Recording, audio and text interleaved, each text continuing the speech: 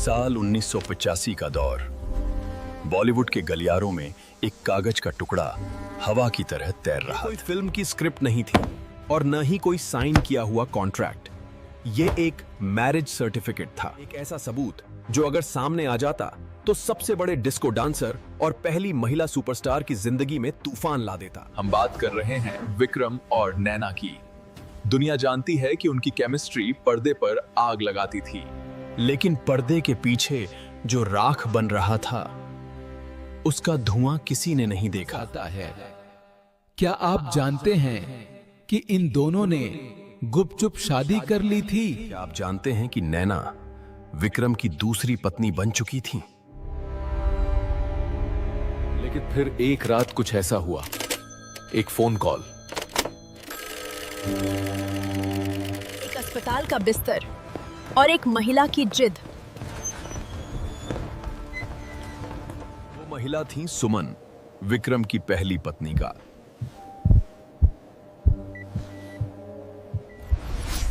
आज बॉलीवुड की अनकही में हम उस शादी के प्रमाण पत्र की धूल झाड़ रहे हैं।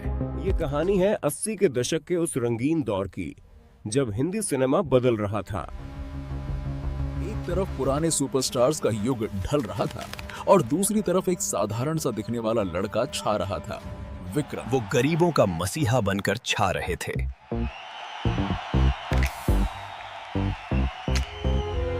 और उसी आसमान में चमक रही थी हवाई नैना। सेट पर जब ये दोनों पहली बार मिले तो सिर्फ डायलॉग नहीं बोले गए, बल्कि दिल भी हार बैठे।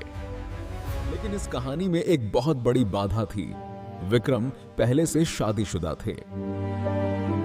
उनकी पत्नी सुमन, जो अब विक्रम के घर की और उनके बच्चों की मां थी। 80 का दशक समाज के लिए रूढ़िवादी था। शादीशुदा होते हुए भी प्यार करना स्कैंडल माना जाता था। लेकिन नैना कोई साधारण प्रेमिका नहीं थी। वो संस्कारों में पली बढ़ी थी। उनके लिए प्यार का मतलब सिर्फ टाइम पास नहीं, बल्कि शादी था। अगर आप भी बॉलीवुड के इन गहरे राजों को जानना चाहते हैं तो अभी सब्सक्राइब का बटन दबाएं। वो दूसरी औरत बनकर नहीं रहना चाहती थी। अफवाहें थी कि विक्रम ने नैना को यकीन दिलाया था कि वो और सुमन सिर्फ नाम के पति पत्नी हैं। प्यार में अंधी नैना ने विक्रम पर भरोसा किया।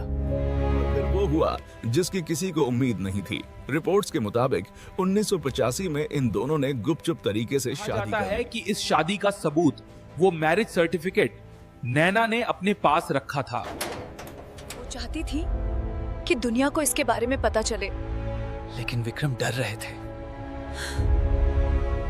वो अपनी फैमिली मैन की छवि और अपने बच्चों को खोना नहीं चाहते थे।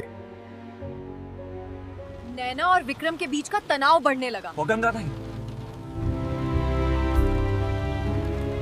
नैना चाहती थी कि विक्रम अपने तलाक की तारीख पक्की करें।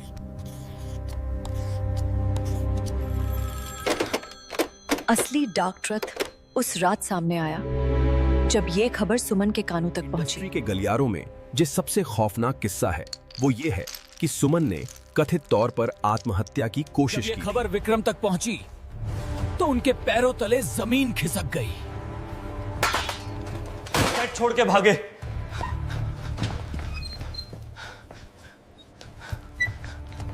अस्पताल के उस कमरे में जहां सुमन जिंदगी और मौत के बीच झूल रही थी, विक्रम को अपनी गलती का एहसास हुआ।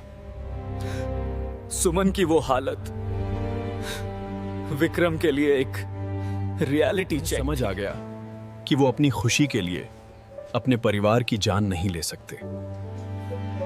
दूसरी तरफ नैना को भी जब इस घटना का पता चला तो वो सन्न रह गईं।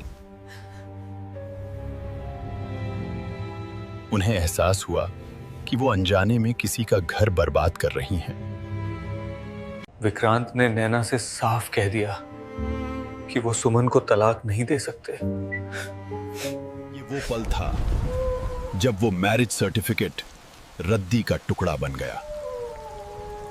एक इंटरव्यू में सुमन ने बाद में कहा था अगर विक्रांत दूसरी शादी कर भी लेते तो भी मैं उन्हें नहीं छोड़ती। ये बयान उनकी जिद और उनके प्यार दोनों को दर्शाता है। लेकिन नैना के लिए यह स्वाभिमान का सवाल था।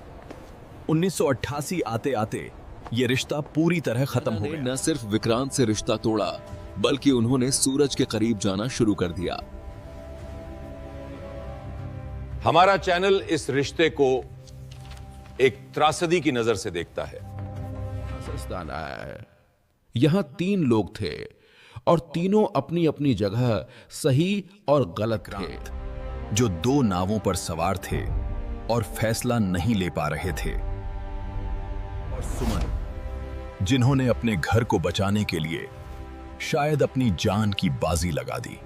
या एक औरत का सुसाइड अटेम्प्ट किसी रिश्ते को बांध कर रख सकता है, या वो सिर्फ एक समझौता बनकर रह जाता है। विक्रांत आज भी अपनी पत्नी सुमन के साथ है, लेकिन क्या वो नैना को कभी भुला पाए? और नैना, क्या उन्होंने सूरज से शादी सिर्फ इसलिए की क्योंकि उन्हें एक सुरक्षा चाहिए थी जो विक्रांत नहीं दे पाए? क्या सोचते हैं? क्या विक्रांत को अपने प्यार के साथ जाना चाहिए था?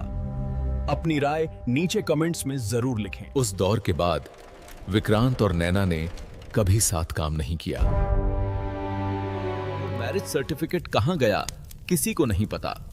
शायद उसे जला दिया गया, या शायद वो किसी पुरानी दराज में आज भी बंद है, पीले पड़ चुके कागज के रूप में। लेकिन उस कागज पर लिखे नाम बॉलीवुड के इतिहास में अमिट हैं। नैना आज हमारे बीच नहीं है, और विक्रांत अपनी जिंदगी के आखिरी पड़ाव पर हैं। लेकिन जब भी 80 के दशक की बात होती है तो उनकी वो चमक और वो दर्द याद आ ही जाता है। कुछ रिश्ते कागज पर मुहर लगने के बाद भी अधूरे रह जाते हैं, और कुछ बिना किसी सबूत के भी अमर हो जाते हैं। विक्रांत और नैना की कहानी बॉलीवुड का वो अधूरा गीत है जिसकी धुन आज भी सुनाई देती है। धन्यवाद।